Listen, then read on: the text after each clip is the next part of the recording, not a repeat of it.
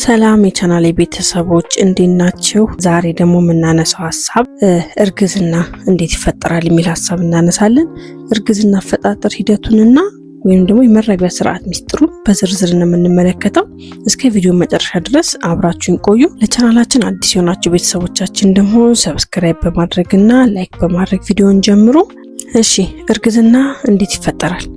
እርግዝና በአንዲት ሴትና ወንድ መካከል የሚደረግ ግንኙነት ብቻ አይደለም። ከዚያ ባለፈ ውስብስብ በሆኑ ተፈጥሯዊ የባዮሎጂ ሂደቶች ውስጥ አልፎ የሚፈጠር ድንቅ ሂደት ነው። ሂደቶቹንም በአጭሩ እንግዲህ እንደሚከተለው እናያቸዋለን። የመጀመሪያው የእንቁላል መፈጠርና መለቀቅ ወይም ደግሞ ኦቭሌሽን ይባላል።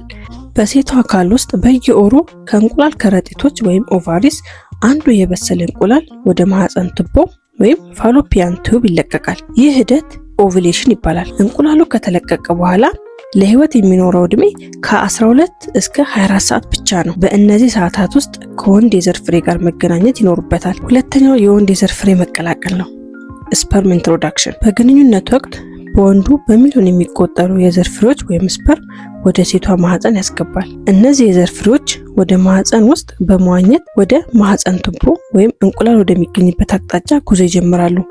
ከብዙ ሚሊዮን ፍሬዎች መካከል ታዲያ ጤናማና ኃይለኛ የሆኑት ብቻ ረጅሙን ጉዞ አጠናቀው እስከ ማህፀን ቱቦ ይደርሳሉ። የወንድ የዘር ፍሬዎች በሴቷ አካል ውስጥ ከ3 እስከ 5 ቀናት ድረስ መቆየት ይችላሉ። ሶስተኛ መዋሃድ ወይንም ማዳበሪያ ፈርቲላይዜሽን። የወንድ የዘር ፍሬ እንቁላል የሚገኝበት ማህፀን ቱቦ ሲደርስ ከብዙዎቹ መካከል አንዲት ብቻ ብርቱ የሆነች የዘር ፍሬ የእንቁላሉን ውጫዊ ሽፋን ሰብራ በመግባት ከእንቁላሉ ጋር ትዋሃዳለች። ይህ ውህድ እንደተፈጠረ የእንቁላሉ ውጫዊ ሽፋን ወዲያውኑ ይዘጋል። ስለዚህ የሌላ የዘር ፍሬ እንዳይገባ ይከላከላል ማለት ነው። አራተኛው በጽንስ መልክ ወደ ማህፀን መጓዝና መከተል ነው፣ ኢምፕላንቴሽን። እንቁላሉ በወንድ የዘር ፍሬ ከዳበረ ወይም ከተዋሃደ በኋላ አዲስ ህዋስ ወይም ዛይጎት በመሆን ቀስ በቀስ ወደ ማህፀን ውስጥ ጉዞን ይጀምራል። በዚህ የጉዞ ሂደት ውስጥ ህዋሱ እየተከፋፈለ ራሱን ያሳድጋል። ከ3 እስከ 5 ቀን ባለው ጊዜ ውስጥ ማህፀን ውስጥ ይደርሳል። በስተመጨረሻም የተዋሃደውና ማደግ የጀመረ ህዋስ በማህፀን ውስጠኛው ግድግዳ ወይም ኢንዶሜትሪየም ላይ ለስላሳ ቦታ መርጦ ይተከላል ወይም ኢምፕላንትስ ማደግ ይጀምራል።